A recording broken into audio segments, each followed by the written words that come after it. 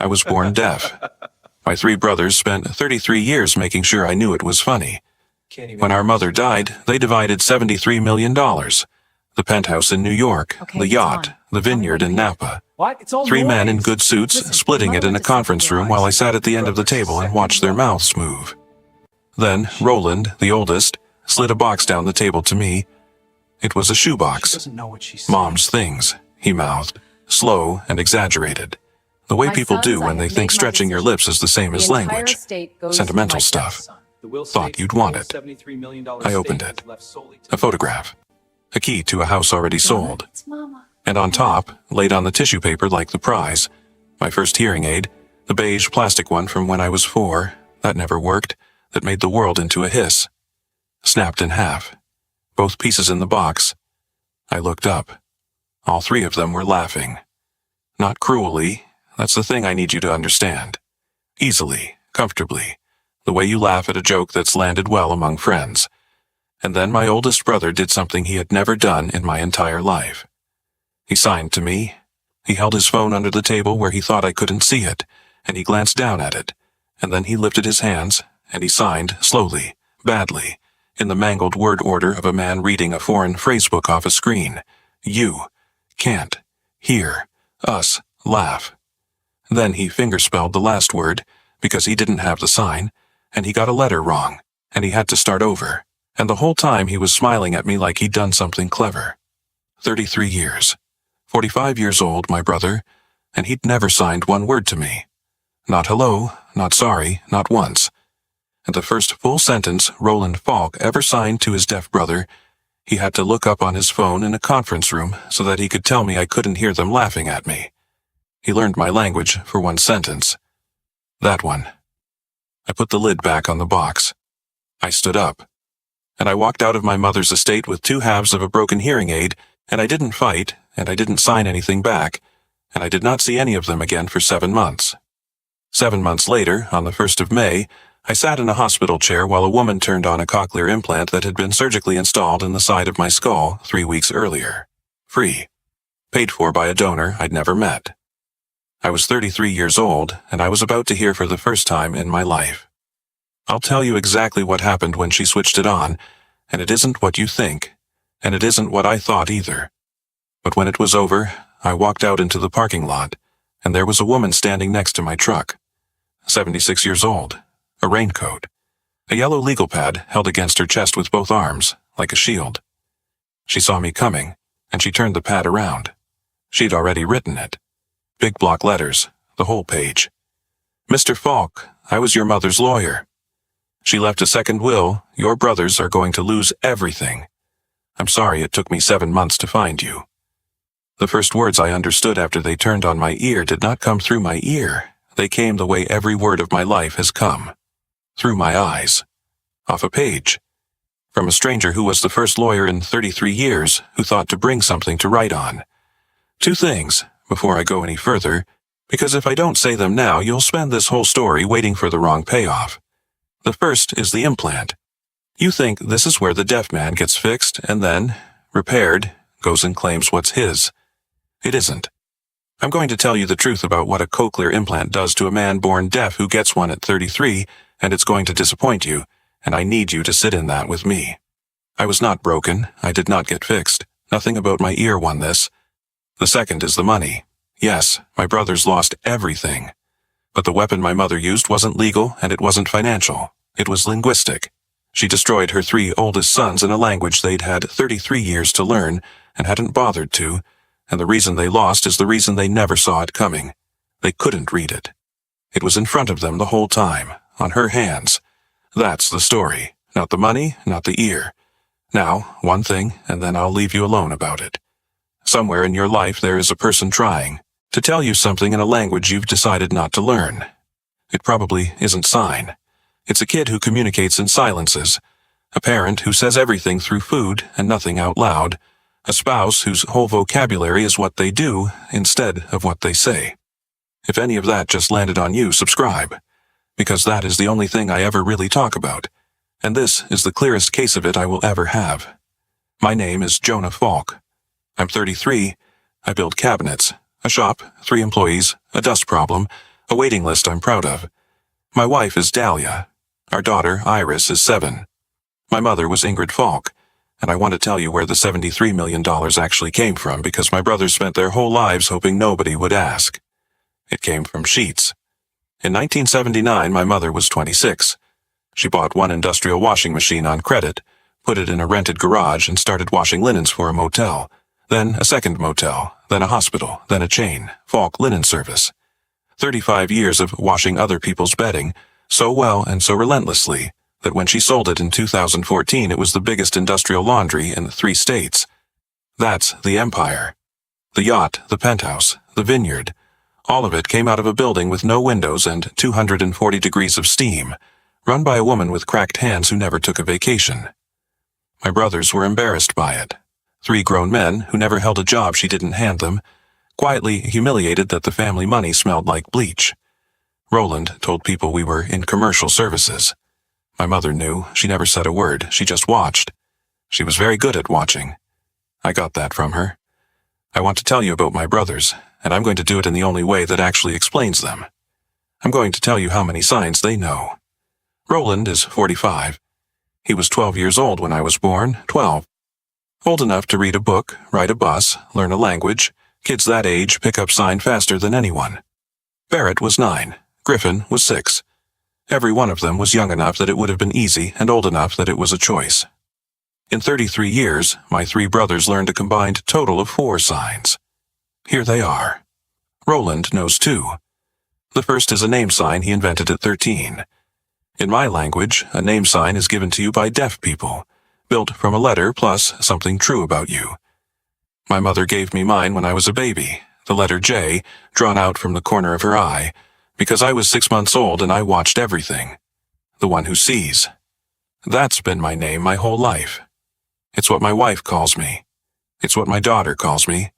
Roland never learned it. He made his own. He makes a J and taps it against his ear, his closed ear, 32 years every time.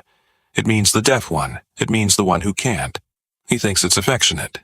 He used it in front of my daughter once and she went very still and looked at him with an expression I've never seen on a 7-year-old, and I understood my child had just learned something about her uncle that took me 20 years. Roland's second sign is stupid. Knuckles to the forehead, fast, like a joke. That's the entire vocabulary of the man who ran our mother's estate. 2 signs, both insults, over 4.5 decades. Barrett knows 1 sign, it's sorry. Fist over the heart, circling. He's very good at it. He's had practice. Barrett has signed sorry to me maybe 1,000 times, after Roland does something, after the family does something, in the doorway, in the driveway. That little circling fist and those soft eyes, he never learned a second word. It took me 30 years to understand that, and when I did, I stopped being angry at Barrett and started being sad about him. My brother learned exactly enough of my language to apologize, and not 1 syllable more. He built a vocabulary with no way to help me in it, no way to ask me anything, no way to hear an answer. Just the apology. Sorry isn't a bridge. Sorry is a toll you pay so you don't have to cross. And Griffin knows the alphabet up to M. He learned it when he was 8, on the floor with me and Mom in one afternoon, and he was good at it, fast, laughing. I was 2. It's one of my first memories, my big brother's hands making shapes at me. Then he quit. Halfway through the alphabet, he never came back. That's Griffin. My brother made it exactly halfway to me and stopped, and I've thought about that more than almost anything in my life. He was already moving. He just found something better to do that afternoon, and then it was 31 years later. 2 insults, 1 apology, and half an alphabet. 33 years. My mother, on the other hand. My mother learned American Sign Language when I was 6 months old. People hear she learned sign language and picture a woman with a book. My mother was running a laundry with 40 employees and 3 sons, and she was 39, and she had never learned anything in her life except how to work. She found a deaf woman in the city who taught. Twice a week, then 3. Then a deaf church coffee hour on Sunday afternoons where she was the only hearing person in the room, and she was terrible, and everybody was patient with her. She did that for 11 years. She was fluent by the time I was 3. Real ASL. Its own grammar, its own poetry, its own jokes that don't translate. She got good enough to be funny in it, which is the hardest thing there is. Now the dinner table, because it's the whole picture, 5 people. My mother signed to me, voiced for the others, and the others talked over her. Every night, for 18 years, my mother did simultaneous interpretation at her own family's dinner table, alone, so her youngest son could be at it, and her 3 older sons ate and let her. Not one of them ever said, "Mom, I'll take a turn."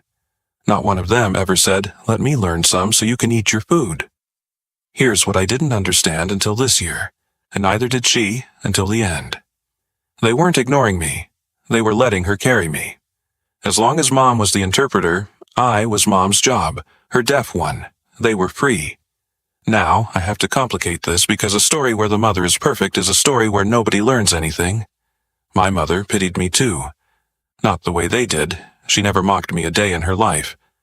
But in 2016 she wrote a will that split the estate 3 ways among Roland, Barrett, and Griffin, and left me a trust. $2 million, which is not nothing, with my brothers as trustees.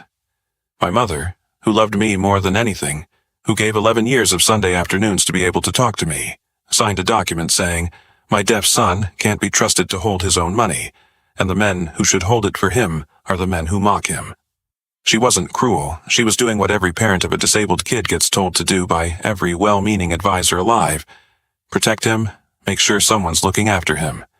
She looked at a son with a business, a mortgage, a wife and a child, all of it built with his own hands. And some old frightened part of her still saw a 4-year-old with a broken beige hearing aid who needed managing. That's the real thing. That's the thing nobody tells you about being disabled. And it's not the mockery. The mockery's easy. It's that even the people who love you most, who did the work, who learned the language, even they can carry a small, quiet certainty that you can't handle your own life. I never knew about that will. I found out about it this year, after everything, when it didn't matter anymore.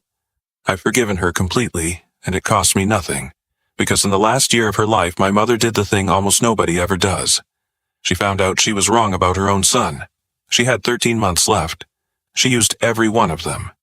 In the spring of 2024, my mother was diagnosed with cancer in her throat. They operated in June. Then pneumonia, then worse, then intensive care, then a tube down her throat and a ventilator. 19 days. For 19 days, my mother could not make a sound, not a whisper. Awake for most of it. Alert, furious, 71, with a tube in her throat and both hands free. So she signed. Of course she signed. She had a language in her hands. She'd bought it with 11 years of Sunday afternoons. My mother lay in that bed and told everybody exactly what she thought in full sentences with a clarity you would not believe. And her 3 oldest sons stood around that bed and watched her hands move and understood nothing. Nothing. Roland's 2 insults, Barrett's sorry, Griffin's half an alphabet. Their mother was speaking and it was shapes to them, a woman waving. So they did what hearing people do. They talked about her. Over the bed, in front of her, open eyes, what she needed, what she'd want, whether she understood what was happening. Roland stood at the foot of my mother's bed while she was telling him something and said to a doctor, "She's not really tracking." She was tracking so hard her hands were shaking. She was calling him a word I'm not going to translate on this channel. I was there every day. For 19 days I was my mother's voice. Sit inside that for a second. For the first time in my life the family needed me. Not tolerated, needed. Every doctor, every decision, every piece of paper had to come through the deaf one, because the deaf one was the only person in the building who could hear her. On the 4th day, there was a real decision to make about her treatment. My brothers wanted one thing, she wanted the other. She told me, clearly, twice, in the plainest language she had. I turned around and told them what our mother wanted. And Roland said, "I watched his mouth, I've had 33 years of practice." Roland said, "He's making it up." There it is, the whole family in 4 words. He said I was putting words in her mouth, that I'd always wanted to be the important one, and now I had a way. Barrett looked at his shoes. Griffin looked at the wall, and my mother lay there and watched her son called a liar for repeating her own sentence and couldn't say a word to stop it, because the only mouth she had in that room was mine, and they'd just decided it didn't count. I watched her face. I'll see it until I die. My mother, who had spent 31 years learning to talk to me, lay there and understood all at once, at 71, with a tube in her throat, exactly what my life had been. Not the deafness, she always understood the deafness. She understood what it is to be in a room full of people who love you and be unreachable. To have something true and urgent in you and no way to make it cross the air. And to watch the one person who can reach you get treated as a defect in the machinery. She lived my life for 19 days. Then they took the tube out, and her voice came back over about a month. And the first thing my mother did, before she could speak above a whisper, before she was even properly out of that hospital, was call a lawyer. Not the family firm, not Roland's guys. Her own. A woman she found herself. A 74-year-old solo attorney named Adele Fontaine, who had never met a single one of us.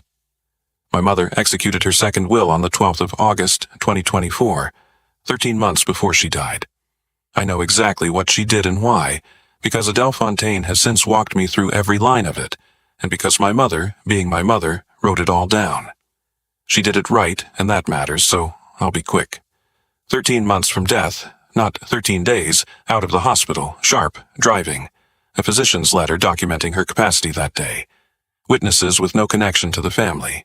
And Fontaine told her that a woman with $73 million and 3 angry sons would get challenged the moment she was in the ground, and the best defense was to be on video, competent, explaining herself. My mother thought about it. Then she said, "Fine, but I'll do it in my own language." She recorded her statement in ASL, signing. Not speaking, a hearing woman with a perfectly good recovering voice, folding her hands in her lap and then raising them. Fontaine told her it would force the court to bring in a certified interpreter and complicate everything, and was frankly unnecessary.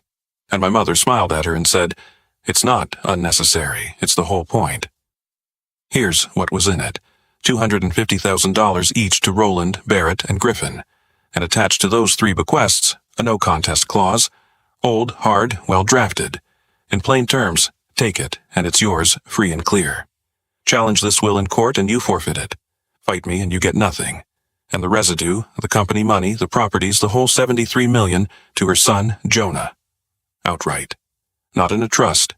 Not with a trustee, not managed, not protected, not overseen by anybody. Outright. Into the hands of the deaf one. When Fontaine first told me about the $250,000, I thought my mother had gone soft at the end. She'd gone the other way. That number is the coldest, smartest thing she ever did, and she built a company out of nothing, so that's saying something. Fontaine wrote it out for me on a legal pad. A no-contest clause is only a weapon if there's something to lose. Leave a son $1 and he'll sue you for free. Leave him $250,000 and now he has to bet it. Your mother priced it exactly high enough to be worth taking, and exactly low enough to be unbearable next to what his brother was getting. Then she wrote one more line, and her mouth went tight while she wrote it. She said to me, in this office, "Roland won't be able to help himself." My mother didn't leave her sons a trap. She left them a mirror, and she bet her entire estate on what they'd do when they looked in it. She was right. Of course she was right. She'd been watching them for 45 years. They contested it inside of 3 weeks. My mother died on the 18th of September, 2025. She was 72. I was in the room, and had been most of a week. At the end I signed to her and she was past answering, but her eyes tracked my hands until they didn't. That's how my mother and I said goodbye. The same way we'd said everything for 32 years, in the air between us, in the only language that was ever fully ours. My brothers arrived 4 hours later. You already know about the conference room in October. The box. Roland's phone under the table. Here's the piece you don't have. The will they read me was the 2016 one. The old one. They knew about the second. Adele Fontaine had filed my mother's 2024 will with the probate court within days of her death, exactly as the law requires, and Roland's lawyers had known since the first week. They'd already moved to invalidate it, undue influence, lack of capacity. Their filing said, in the polite way lawyers say things, that the deaf son had isolated a sick old woman and manipulated her, and that a woman signing on a video was self-evidently a woman being led. So, in October, my 3 brothers read me an outdated will and slid me my broken hearing aid in a shoebox, while a case was live 11 miles away in which they were arguing I'd defrauded our dying mother. Not one of them mentioned it. They let me open the box. They let Roland do his phone-signed sentence. And they let me walk out thinking I'd been left nothing but a joke, because as long as I didn't know, I wasn't going to show up. It never occurred to any of the three of them that I was a person who needed telling. Information had reached me late, second-hand, or never for 33 years, and they'd gotten so used to it that leaving me out of a lawsuit about my own character didn't feel like a decision. It felt like Tuesday. So I walked. I didn't hire anyone. I didn't call anyone. I never touched the $2 million trust. Not $1, not ever, because taking it meant asking Roland's permission, and I would have gone hungry first, and there were a couple of winters where that was closer than I'd like to admit. I went back to my shop. I built cabinets. I put the two halves of the hearing aid in a drawer, and in November we sold our house and moved 40 minutes north for a place with a bigger garage and a school Iris liked better. And I left no forwarding address with anyone named Falk, and I meant it. And that is how a 76-year-old lawyer holding my mother's love spent 7 months unable to find me. Adele Fontaine tried to reach me for 7 months. She's told me all of it, and every piece of it is funny in a way that makes me want to put my head down on a table. She wrote 4 certified letters to the address my mother gave her in 2024. My old house, which we'd sold, where a family lived now who'd never heard of me. The family's lawyers served notice of the contest to that same old address. I'll be fair and say they probably didn't work hard at it. I'll be honest and say they didn't have to try to fail. The address was in the file. The file was old. Nobody checked. And Adele Fontaine, 76, practicing alone out of the same 2 rooms since 1981, did the thing that had worked for 45 years. She called my cell. The number in my mother's file, still my number, I've had it a decade. It rang. I didn't answer. I'm deaf. I have never answered a phone in my life. So she left a voicemail. Then she called the next week and left another. And another. For 7 months, Adele Fontaine left voicemails for a deaf man about his mother's will, into a mailbox I have never once opened, on a phone I use only to text and to video call in sign. 31 voicemails. She counted, she told me, and she cried while she did it, and she is not a woman who cries. Here's the part that undid me. Adele Fontaine did not know I was deaf. She met my mother in the summer of 2024, in a hospital corridor and then in her office, for maybe 15 or 20 hours total across a year. And in all those hours, my mother, who did nothing by accident, never once said the words, my deaf son. She said my son Jonah. She said Jonah's a cabinet maker. She said Jonah has a daughter. She said Jonah's the one who was there. She talked about me the way you talk about a person, not a condition, and it never came up, because to my mother it was no more the headline than my height. So a lawyer left 31 voicemails for a man who cannot hear, because his mother refused, to the very end, to introduce him as a defect. It cost me 7 months. It's also the most loving thing she ever did for me. Both are true. The world's default settings will erase you, and nobody has to be a villain for it. A good lawyer used a phone. A good mother used her son's name. And the truth sat 11 miles away for 7 months while I sanded drawer fronts and told myself I'd made my peace. Which brings me to March, and the email I nearly deleted. On the 20th of March, 2026, 16 days after my 33rd birthday, I got an email from a clinic I'd never heard of saying that a cochlear implant had been funded in my name by a private donor, that the funding had been sitting there since 2024, and would I like to schedule a consultation. I assumed it was a scam. I want that on the record too, because it's very funny to me now. I nearly deleted my mother's last gift as spam. It sat in my archive for 5 days. The surgeon was a woman named Dr. Amara Osei, and she is the reason I said yes, and it has nothing to do with the surgery. I brought Dahlia because Dahlia interprets for me at medical appointments. My wife is hearing, and she learned ASL in about a year when we started dating, which I mention only so you can hold it up next to 33 years and 4 signs. The first thing Dr. Osei did was look at me. Not at Dahlia, at me. She kept her eyes on my face and waited for Dahlia's hands to finish before she went on. If you're hearing, you have no idea how rare that is. Doctors talk to the interpreter, doctors talk to the wife. 33 years of being discussed over my own head, and this woman looked at me the whole time. Then she told me the truth. She said, you were born deaf. You've never processed speech. Your brain built itself for 33 years with no sound in it, and it spent that real estate on other things. Your eyes mostly, which is why you catch what nobody else catches. The window for wiring speech into a human brain closes early. Children implanted at 1 or 2 do beautifully. An adult implanted at 33 who has never heard a word. And she stopped and made sure I was looking at her. You will almost certainly never understand speech. Not with practice, not with time. Most adults in your situation get environmental sound, a door, an alarm. Something happened somewhere. Many of my patients like you stop wearing it inside a year, and that's a completely reasonable thing to do, and I won't think less of you for it. I'll do it if you want it. But I won't lie to you to get you into my operating room. Then she asked me a question. And I need you to understand it was the first time in my entire life anyone in a white coat had asked me anything. She said, "What do you want out of this? Not here's what you need, not here's what we can fix. What do you want?" And I didn't have an answer because nobody had ever asked. And it turns out when nobody asks for 33 years, you stop keeping the answer anywhere you can find it. Let me say this part very clearly, because deaf people are watching this, and we've had this story told about us wrong our entire lives. I did not do it because I was broken. I'm not broken. Deafness isn't a wound. It's a language, and a people, and a way of seeing. And if you offered me a button that made me hearing tomorrow, I wouldn't push it. I'd have said that at 8, and I'd say it now. My brothers thought the hearing aid was the punchline. The hearing aid was never the point. I threw mine away when I was 9 because it turned the world into a hiss, and my mother let me. I said yes for exactly one reason, and it took me 2 days to find it. I went back and signed it, and Dahlia voiced it, and I watched Dr. Osie's face while she got it. I said, "My daughter is 7. I know exactly what her laugh looks like. I've known since she was a baby. I know the shape of her whole face when it happens, better than any hearing father knows anything about his kid, because I've had to. I have never known whether it makes a sound. I'm not asking you to make me understand her. We understand each other fine.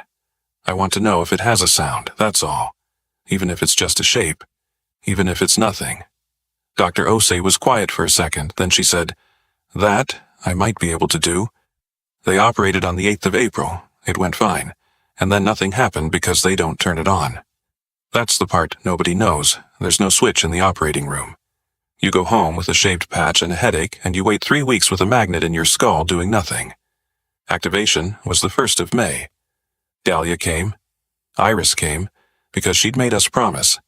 7 years old in a plastic chair, swinging her legs, hands going the whole time, narrating the room to me in sign like a tiny sportscaster. She's done that since she was 3. Nobody taught her. To Iris, that's just what you do when you love someone who sees instead of hears. The audiologist put the processor on my head. The magnet clicked, and she turned it on. Something arrived, that's the only honest way I can say it. Something arrived in my head that had never been there. Not a sound, I don't really have the word sound. I have a concept of it the way you have a concept of a color you've never seen. Something came in from outside and was there. Rough. Enormous. Like the whole room had a texture and somebody laid it against the inside of my skull. They tell me the audiologist was saying, "Jonah, can you hear me?" I didn't know that. To me it was grinding. Static with edges. Somebody dragging furniture in another building. There were no words in it anywhere, and no way to get words out of it. The way there's no way to get a phone number out of a thunderstorm. Dahlia was crying, and I understood from her face that my wife thought I was hearing her. Then Iris signed at me from her chair, the way she has her whole life, "Daddy, is it working?" And I had to tell my daughter the truth. It was working perfectly. It was doing exactly what Dr. Osei said. It was noise, and it would always be noise, and I was 33 years too late. I laughed. That's what I actually did. I laughed because it was absurd. 40 years of people telling me what a miracle it would be, a good surgeon cutting a hole in my head, a machine that costs more than my truck, and what I got was a garbage disposal running in the next county. And underneath the laugh, a small, embarrassing grief. And it wasn't about words. I never wanted the words. I'd wanted to know about the laugh, and I'd just learned the world's noise arrives all at once, undifferentiated, and I couldn't pick my daughter out of it any more than you could pick one voice out of a jet engine. So I said thank you, and signed to Iris that we'd try again another day and went out to get the truck. And there was a very old woman standing next to it in a raincoat, holding a yellow legal pad against her chest with both arms. She'd been waiting 2 hours. She'd found me through the implant. That's the part I still can't hold. The surgery was paid for out of a small account my mother funded in 2024 and left in Fontaine's care.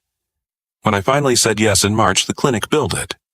Fontaine saw the charge, called the clinic, a call she could actually make because audiologists answer phones, and asked when Mr. Falk's activation appointment was. My mother spent 7 months unable to reach me from the grave. Then she reached me with the only thing she had left. She bought a machine for my head, and the receipt led her lawyer to a parking lot. Fontaine kept flipping pages. She'd written it all out in advance. Page 2 was the will. Page 3, the $250,000 and the trap.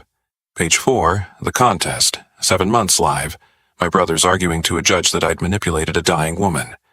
Page 5 said, there is a video. She recorded it in ASL. She refused to speak. I put my hand on the truck because my legs weren't entirely mine. Page 6 said, Mr. Falk, I have left you 31 voicemails.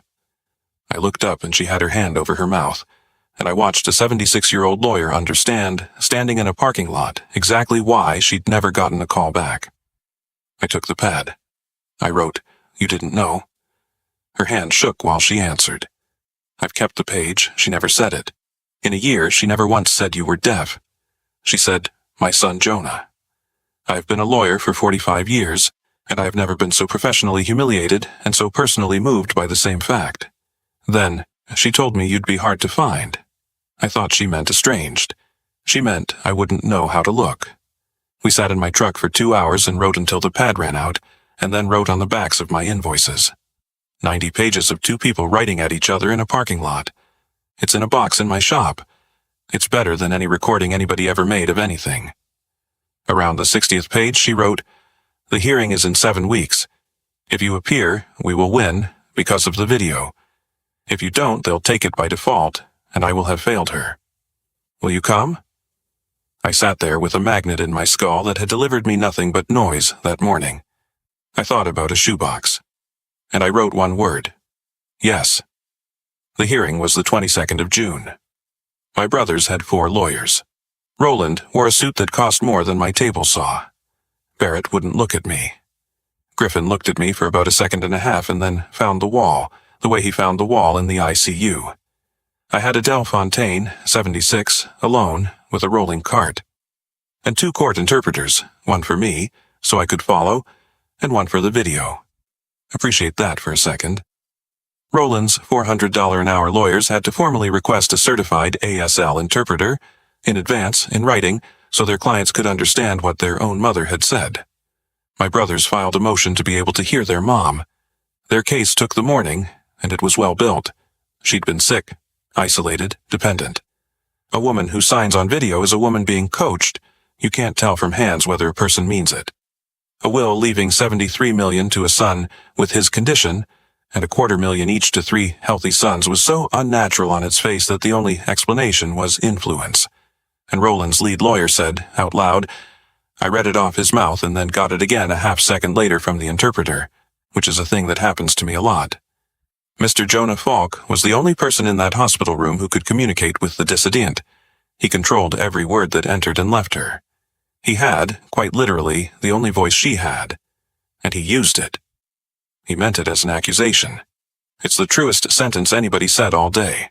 I did have the only voice she had. That's exactly what happened. He just had the direction of the crime backwards.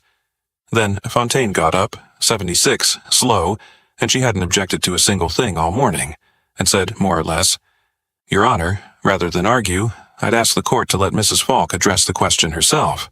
And she played the video. My mother came up on that screen and I stopped breathing. Green blouse I'd seen 1,000 times. Thin. Her voice was still hoarse then, and she never used it. She folded her hands. She found the lens the way you find someone's eyes because 11 years of Sunday afternoons had taught her that, in my language, you look at people. And she raised her hands. Here's what happened next, and it's the reason I'm telling you any of this. I understood her instantly, directly. Her hands moved and her meaning was just there in me. No translation, no delay, the way it's always been. My mother was in the room and she was talking to me, and behind me, a half-second behind because that's the lag, that's always the lag. A stranger's voice started saying my mother's words to everybody else. 3 hearing men sat in that courtroom and had a court employee they'd never met tell them what their mother was saying. Their own mother, on a screen, speaking clearly, and they needed a translator. And their deaf brother sat there and got her first. Every sentence, a half second ahead of the entire room for 11 straight minutes. That's what she did. That's what the whole thing was for. Adele Fontaine told her it would complicate the proceeding, and she said it's not unnecessary, it's the whole point, and this was the point. She built a room where the only person who could hear her was me. I'm going to give you what she said in English now. Understand that English is a translation. She said it in ASL, and ASL isn't English on the hands. Different grammar, different shape, things it can do that English can't. Some of what my mother said doesn't survive the trip. The best of it doesn't. But here's what fits. She said, "My name is Ingrid Falk. Today is the 12th of August, 2024. I'm 71. I'm sick, not stupid, and there's a letter from my doctor about that in the file, so let's not waste anyone's afternoon. I'm signing this instead of speaking it. My lawyer says that'll make trouble for the court. Good. I'm signing it because the only person in this family I'm actually talking to is my youngest son. The rest of you will need a stranger to tell you what your mother just said. That's not cruelty. That's my whole answer. If you want to know why I did what I did with my money, look around the room right now and notice who had to be told. Roland, you're 43 years old. You were 12 when your brother was born. 12. You had 31 years and you learned 2 signs, and one of them is a name you made up for him, and the other one is stupid. I've watched you do both. You think I never saw. I saw everything. I always saw everything. I just kept hoping you'd grow into something. Barrett, you know one word. It's sorry. You've said it to him 1,000 times. You never learned a second one, and I want you to understand what that means, because I don't think you ever have. You built yourself a way to feel bad and no way to help. Sorry isn't a bridge, Barrett. It's a toll. Griffin, you know A to M. You were 8 and you were so fast and you laughed the whole afternoon and you were better at it than I was. And then you stopped. My boy made it halfway to his brother and stopped. Of all the things in this, that's the one I'll be thinking about at the end. In June, I spent 19 days with a tube in my throat, and I could not make a sound. I signed at you, all 3 of you, for 19 days. You stood over my bed and talked about me like I was a chair. And when Jonah told you what I wanted, when he said my words exactly, Roland said, "He's making it up." You called my son a liar for telling you the truth I put in his hands. That room is the only reason this document exists. I found out what it is to be surrounded by people who love you and have no way to reach them. I've been sorry for my son his whole life, and 19 days taught me I had it backwards. He's not the one missing something. You are. All 3 of you, and you don't know it, because nobody ever made you lie in a bed and need it. So, the money. I'm leaving each of you $250,000, and there's a clause attached that says, if you fight me, you lose it. Take it, please take it. I am asking you from a green chair in a lawyer's office, while I'm still here to ask, take the money and don't fight, and you'll be fine, and we'll have ended this quietly. You won't. Roland, you won't be able to help yourself, and Barrett will go along with you and be sorry about it, and Griffin will look at the wall. I know exactly who I raised. I raised you. And the rest goes to Jonah, outright, not in a trust, nobody managing it, nobody protecting him from it. In 2016, I wrote a will putting my son's money under his brother's control. Put that on the record too, because it's the worst thing I ever did, and nobody made me do it. I looked at a grown man with a business and a wife and a child, and still saw somebody who needed handling. I did to him, in a legal document, exactly what everyone's done to him his whole life, and I told myself it was love. It was fear. It was mine. He doesn't need protecting. He never did. He's the most capable person in this family, and I'm including myself. Jonah, look at me. You're going to be the only one who gets this without help, so I'm going to say it to you and let them wait for it. You were not the burden. You were the reason I learned anything. Everything I know that's worth knowing, I learned in a church basement on Sunday afternoons for 11 years because of you. I was 39, and I couldn't do anything but work, and you gave me a language and a whole world of people in it. And it's the only thing I ever earned that I'm actually proud of. Not the company, not the money, not 1 square foot of that penthouse. You gave me a second language, and your brothers didn't want it. And that's not your loss, it's theirs. It was always theirs. I'm leaving it to you because it's yours. It always was. I'm just finally saying so where it counts. Then she put her hands down in her lap, and the interpreter's voice stopped, and the room was quiet. And Barrett was crying. I want to say that. My middle brother had his hand over his eyes and his shoulders were going, and I looked at him and I thought, you learned 1 word and you're about to use it again, and it still isn't going to be a bridge. The will was upheld. It wasn't close. I'm told judges rarely rule from the bench in a contested estate, and that we got the fast version because of the video. The undue influence claim needed her to have been led. Nobody who watched those 11 minutes was going to believe Ingrid Falk had ever been led anywhere in her life. Then the clause did what it was built to do. They'd contested, so they forfeited. $250,000 each, gone. Not taken from them. Declined by them 7 months earlier, in a filing they paid for. That's not the part that finished them, though. They'd been living in it for 7 months. Roland had the penthouse from November. Griffin had the vineyard and had been running it badly and sinking money into it that wasn't his. The yacht, which my mother bought in 2016 because they wore her down and went out on exactly twice and hated, had been Roland's since the week after the funeral. All of it spent against an estate they'd been formally warned might not be theirs, on the advice of lawyers who told them they'd win. None of it was ever theirs. Not for a day. So it comes back, and what can't come back gets accounted for, and that machinery is grinding right now and will grind for another year. And Roland, this is the piece I found out last month and had to sit down about. Roland had borrowed against it. He took loans against an inheritance he had not received and did not have, because he was certain. Because he has been certain about everything his entire life. My oldest brother is going to come out of my mother's estate owing money. Not with less. Owing. I didn't do that.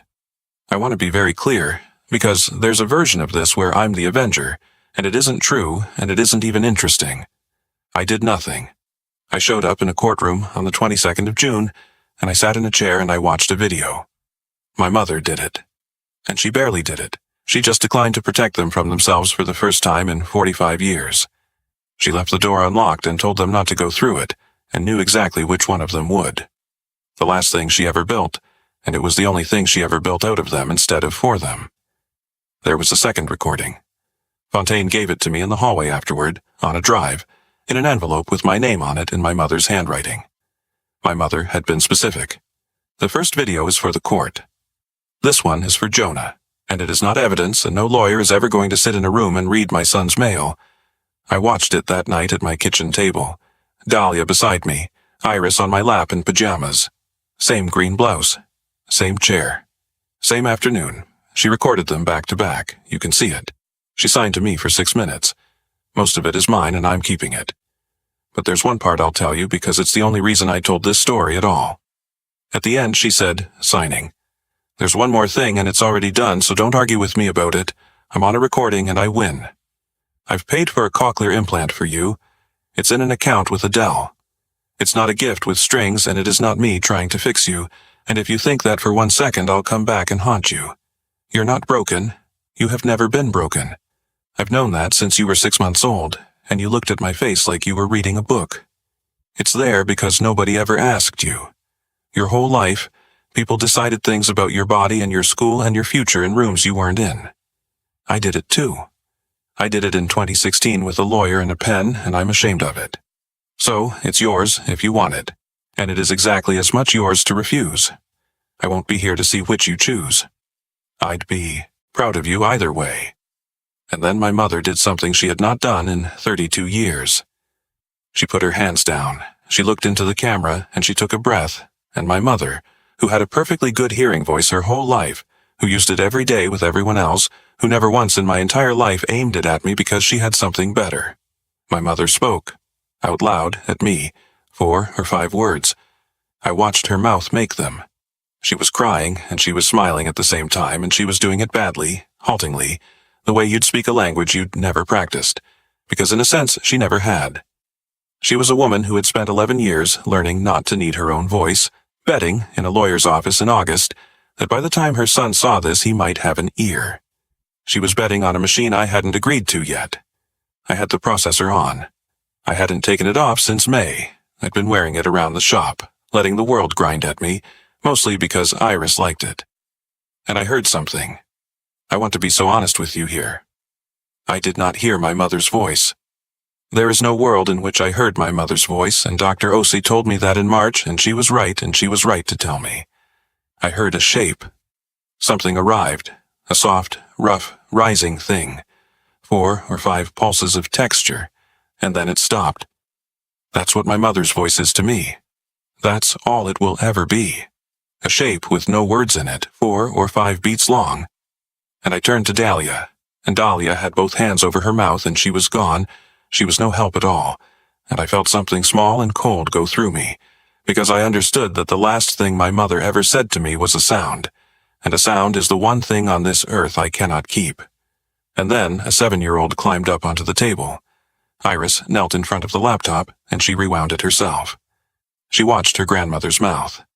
And then she turned around and faced her father and my daughter, who hears, who has heard every day of her life, who learned my language before she learned to read because nobody told her not to. My daughter lifted her hands, and she signed very slowly, very carefully, the way she does when she wants to get something exactly right. Grandma said, "Jonah. Jonah, it's Mama, I love you." And then she added, "Because she's 7, and because she is the single best thing I have ever been part of making." Should I say it again? I said yes. She said it again 4 times. My daughter interpreted my mother's voice for me, at my own kitchen table, 4 times, until I could hold it. That's how I got the last words my mother ever said to me. Not through the hole in my skull. Not through a machine. Not through the miracle everybody promised me my whole life. Through a child's hands. Through my eyes. The same way I have received every single thing that has ever mattered to me. I saw my brothers one more time, in a hallway, after. Roland came at me the way Roland comes at everything. I got about half of it off his mouth. You knew, you set her up, 30 years playing the victim. And behind him Barrett was doing the fist over the heart, and that little circle, sorry, and Griffin was looking at the wall. I let him finish. Then I raised my hands, and I signed to my brothers.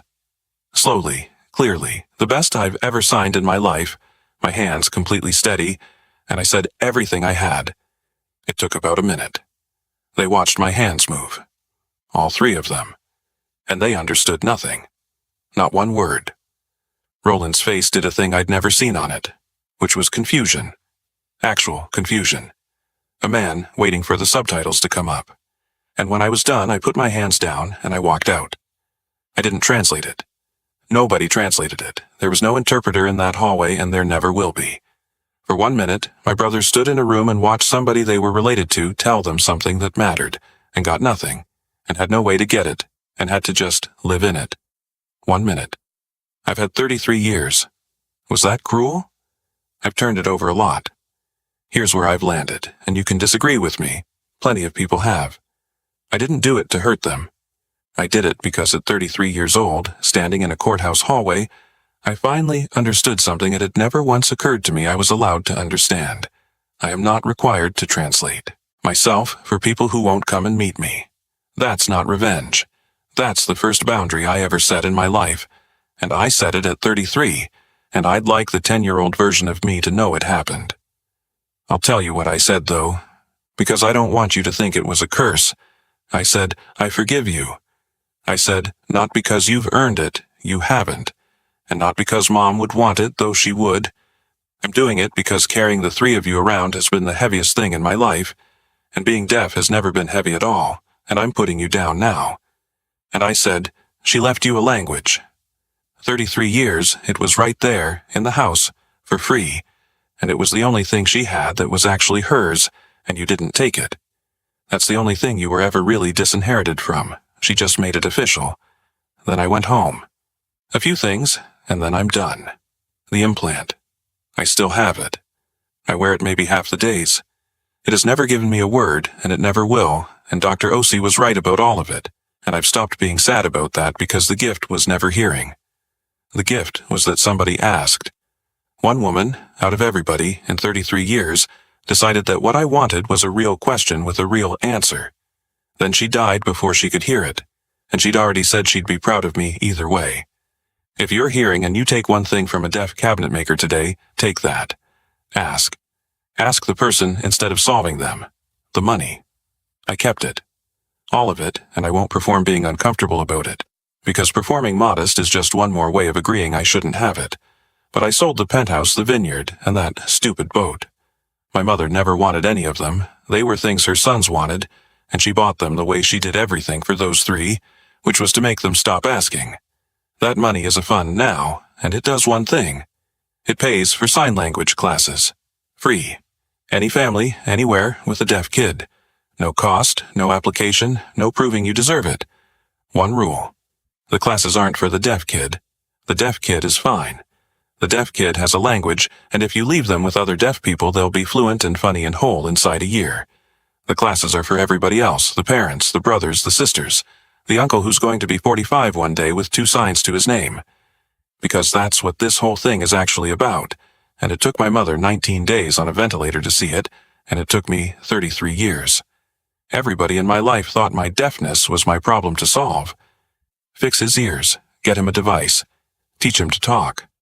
And the entire time the actual problem sat on the other side of the dinner table with a fork in its hand and 2 working ears, and never learned a word. It's not a shared silence. It never was. It's one person carrying a whole language alone, while 3 people who could pick up an end of it don't, and everybody calls that his condition.